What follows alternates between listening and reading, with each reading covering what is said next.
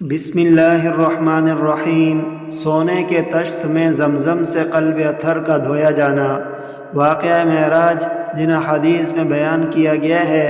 ان میں یہ بھی ہے کہ آپ صلی اللہ علیہ وسلم کا سینہ مبارک چاک کیا گیا اور قلب اطہر کو نکال کر زمزم کے پانی سے دھو کر واپس اپنی جگہ رکھ دیا گیا، پھر اسی طرح درست کر دیا گیا جیسا پہلے تھا۔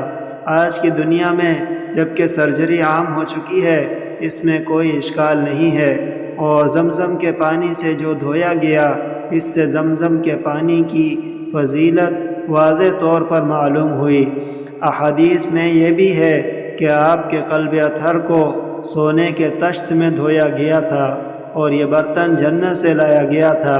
کیونکہ یہ برتن جنت سے آیا تھا اور استعمال کرنے والا فرشتہ تھا، اور اس وقت تک حرمت کے احکام نازل بھی نہیں ہوئے تھے، کیونکہ سونے کی حرمت مدینہ منورہ میں ہوئی، اس لیے اس سے امت کے لیے سونے کے برتن استعمال کرنے کا